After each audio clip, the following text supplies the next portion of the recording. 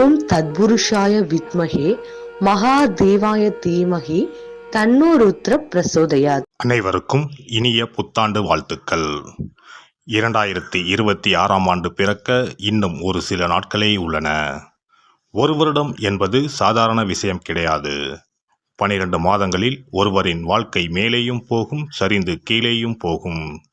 12 மாதங்களில் ஒருவரின் வாழ்க்கை தலைகீழாக கூட மாறும். அந்த வகையில் உங்கள் வாழ்க்கையில் என்ன மாதிரியான மாற்றங்கள் எல்லாம் நடக்கும், உங்களுக்கு எதில் ஏற்றம் ஏற்படும், எதில் சறுக்கல் ஏற்படும் என்று சற்று விரிவாக காண்போம். இந்த ஆண்டின் தொடக்கத்தில் கிரகநிலைகள் என எடுத்துக்கொண்டால், குடும்பஸ்தானத்தில் சந்திர பகவானும், சகோதரஸ்தானத்தில் குரு பகவானும், புத்திரஸ்தானத்தில் கேது பகவானும், பாக்கியஸ்தானத்தில் சூரியன், செவ்வாய், புதன், சுக்கிர பகவானும் உள்ளனர். லாபஸ்தானத்தில் ராகு பகவானும் சனி பகவானும் உள்ளனர். குரு பகவான் 5ஆம் பார்வையாக துலாம் ராசியையும், 7ஆம் பார்வையாக தனுசு ராசியையும், 9ஆம் பார்வையாக கும்ப ராசியையும் பார்வையிடுகிறார். சனி பகவான் 3ஆம் பார்வையாக மேச ராசியையும், 7ஆம் பார்வையாக சிம்ம ராசியையும், 10ஆம் பார்வையாக விருச்சிக ராசியையும் பார்வையிடுகிறார். இந்த கிரகங்களின் அமைப்பு மற்றும் பார்வையினால் உங்கள் வாழ்வில் ஏற்படும் சுப மற்றும் அசுப பலன் என்ன என்பதனையும், அசுப பலன் ஏற்படுமாயின் ராசிக்காரர்கள் செய்ய வேண்டிய பரிகாரம் என்ன, வழிபட வேண்டிய தெய்வம் யார் என்பதனை பற்றியும் முழுமையாக காண்போம். பிறக்கப் போகும் இந்த புது வருடம் உங்கள் வாழ்வில் வளமும் நலமும் செல்வ செழிப்பும் பெற்று வாழ்வில் உயரிய நிலையை அடைய எல்லாம் வல்ல எம்பெருமானை வேண்டி விரும்பி கேட்டுக்கொள்கிறேன். புதுமையான சிந்தனைகள் உடைய கன்னிராசி அன்பர்களே, இந்த வருடம் சிலருக்கு விலை உயர்ந்த பொருட்கள் சேரும். அவ்வப்போது தோன்றும் வதந்திகளுக்கு முற்றுப்புள்ளி வைப்பீர்கள். வாக்கு வன்மை மேம்படும். தனதானிய விருத்தி உண்டாகும். திட்டமிட்ட முயற்சிகளில் வெற்றி உண்டாகும். குடும்பத்திற்கு தேவையான புதிய பொருட்களை வாங்குவீர்கள். பிறருடன் பேசும்போது வார்த்தைகளில் கவனம் வேண்டும். குடும்பத்தில் பாகப்பிரிவினைகள் மூலம் எதிர்பார்த்த பங்குகள் கிடைக்கும். புதிய மனை மற்றும் வீடு வாங்குவதற்கான வாய்ப்புகள் ஏற்படும். திருமணமான தம்பதிகளுக்கு மகிழ்ச்சியான செய்திகள் கிடைக்கும். பயணத்தின் போது விழிப்புடன் இருக்கவும். எதிர்பாராத சில பயணங்கள் மூலம் ஆரோக்கியத்தில் ஏற்ற இறக்கமான சூழல் உண்டாகும்.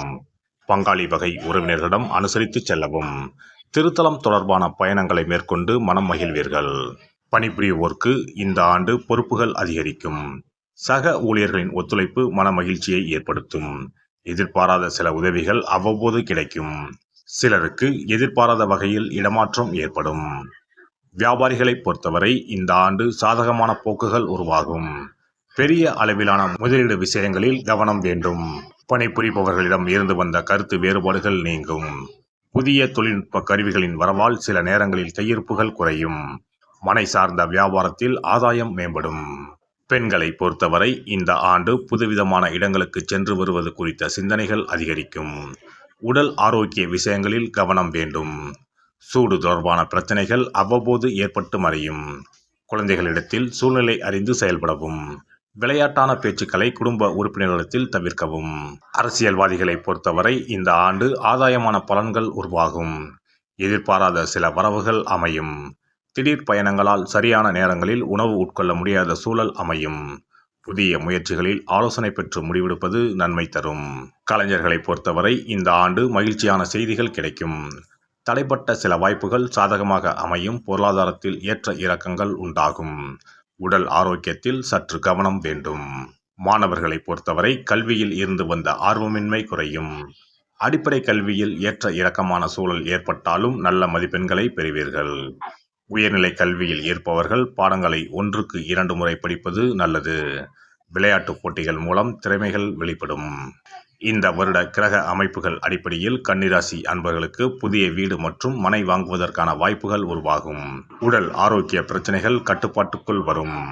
உறவுகள் இடத்தில் அனுசரித்து செல்லவும். கால்நடை விஷயங்களில் பெரிய அளவிலான முதலீடுகளை தவிர்ப்பது நல்லது. திங்கட்கிழமை தோறும் பார்வதி தேவியாரை வழிபாடு செய்து வர சேமிப்பும் தொழில் வளமும் பெருகும். சிறப்பு தொகுப்பு. புத்தாண்டு அன்று செல்வம் பெருக நாம் என்ன செய்ய வேண்டும் என்பதனை பற்றி காண்போம். புத்தாண்டு அன்று நாம் சில விஷயங்களை செய்வதன் மூலம் வீட்டில் செல்வ செழிப்பும் அதிர்ஷ்டமும் மகாலட்சுமி கடாட்சமும் உண்டாகும். ஆகையால் புத்தாண்டு அன்று அதிர்ஷ்டம் தரக்கூடிய வகையில் சில விஷயங்களை கட்டாயம் செய்ய வேண்டும். இன்னும் சில நாட்களில் 2026ஆம் ஆண்டு பிறக்கப் போகிறது. அதாவது ஜனவரி 1/1/2026 அன்று கோவிலுக்கு செல்வது, தானம் செய்வது, புது ஆடை அணிவது மற்றும் வீட்டிற்கு தேவையான பொருட்களை வாங்குவது என பலவற்றை செய்வதன் மூலம் நற்பலன்களை பெற முடியும். பொதுவாக பெரும்பாலான வீடுகளில் எதிர்மறையான எண்ணங்கள் எப்போதும் இருந்து கொண்டே இருக்கும். இதனால் வீட்டில் அதிர்ஷ்டம் என்பதே இருக்காது. முக்கியமாக குடும்பத்தில் மகிழ்ச்சி என்பதே இருக்காது. இவை அனைத்திற்கும் தீர்வு கடவுள் வழிபாடு ஒன்றே ஆகும். கடவுளுக்கு உரிய பொருட்களை வாங்கி வழிபடுவதன் மூலம் வீட்டில் நேர்மறை ஆற்றல் பெருகி குடும்பத்தில் மகிழ்ச்சியும் செல்வ செழிப்பும் உண்டாகும். புத்தாண்டு அன்று வாங்க வேண்டிய 3 முக்கியமான பொருள்: துளசி இலை, ஏலக்காய், கல்உப்பு. துளசி இலை, ஏலக்காய், கல்உப்பு ஆகிய 3ம் மகாலட்சுமியின் அம்சம். ஆகையால் வருடத்தின் முதல் நாள் அன்று மேற்கூறிய 3 பொருட்களை வாங்குவதன் மூலம் வீட்டில் செல்வ செழிப்பு உண்டாகும். துளசி இலையை வாங்கி வந்து பூஜை அறையில் பெருமாளுக்கும் ஆண்டாளுக்கும் வைத்து வழிபட வேண்டும். அடுத்து ஏலக்காய் வாங்கி வந்து பூஜை அறையில் விளக்கின் அருகில் வைத்து வழிபட வேண்டும். செல்வ செழிப்பு உண்டாக்குவதில் கல்உப்பு முக்கியமான பொருளாகும். ஆகையால் கல்உப்பை வாங்கி கட்டாயமாக பூஜை அறையில் வைத்து வழிபட வேண்டும். வாங்க வேண்டிய பிற பொருட்கள் என எடுத்துக்கொண்டால் மல்லிகைப்பூ, மஞ்சள், குங்குமம், சர்க்கரை, இனிப்பு, பசும்பால், குத்துவிளக்கு ஆகியவற்றையும் வாங்கலாம். புத்தாண்டு அன்று அதிகாலை எழுந்து குளித்து பிரம்ம முகூர்த்தத்தில் பூஜை அறையில் விளக்கேற்றி வழிபட வேண்டும். அடுத்து கோவிலுக்கு சென்று அபிஷேக பொருள் வாங்கி கொடுத்து தரிசனம் செய்ய வேண்டும். முக்கியமாக புத்தாண்டு அன்று ஏழை எளியவர்களுக்கு தானம் செய்ய வேண்டும். மேலும் அறுசுவை உணவுகளை சமைத்து கடவுளுக்கு படையலிட்டு வழிபடுவது நல்லது. புத்தாண்டு அன்று பிறருக்கு கடன் தரக்கூடாது. நல்ல நாட்கள் மற்றும் விசேஷ நாட்களில் பிறருக்கு கடன் கொடுப்பதன் மூலம் வீட்டில் அதிர்ஷ்டம் குறையும். ஆகையால் சுப நாட்களில் பிறருக்கு கடன் அளிப்பதை முற்றிலும் தவிர்த்து விடுங்கள். புத்தாண்டில் நமக்கு நன்மைகள் அதிகம் நடைபெற வேண்டும். 2025ஆம் ஆண்டில் சந்தித்த பிரச்சனைகள், துன்பங்கள், போராட்டங்கள், கஷ்டங்கள் ஆகியவற்றில் இருந்து விடுபட வேண்டும் என்பதே அனைவரின் விருப்பம்.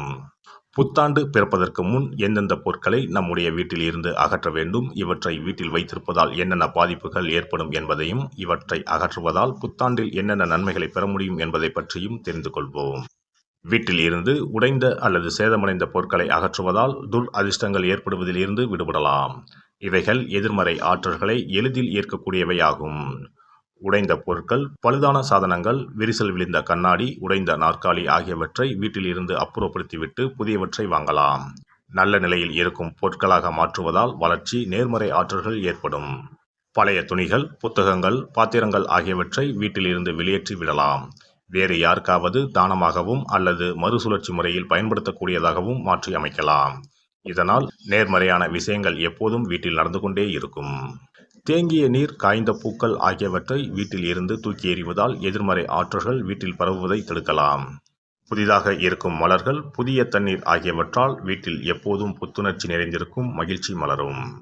காலாவதியான உணவுப் பொருட்கள், மருந்துகள், அழகு சாதன பொருட்களை வீட்டில் வைத்திருப்பதால் வீட்டில் தேக்க நிலை, எதிர்மறையான சூழல் இருந்து கொண்டே இருக்கும். இதனால் வீட்டில் அடிக்கடி நோய்களும் வந்து கொண்டே இருக்கும். ஆரோக்கியமான சூழலை வீட்டில் உருவாக்கவும், புதிய வாய்ப்புகள், நல்ல விஷயங்கள் தேடி வருவதற்கும் காலாவதியான பொருட்களை அகற்றிவிட்டு சுத்தமான காற்று, ஆற்றல் வந்து செல்லும் வகையில் வீட்டை காற்றோட்டம் உள்ளதாக வைத்திருக்க வேண்டும். எல்லாம் வல்ல இறையருளால் நீங்களும் உங்கள் அன்பு குடும்பமும் உடல் நலம், நீலாயுள், நிறை செல்வம், உயர் புகழ், மெய்ஞானம் ஓங்கி வாழ்க வளமுடன்.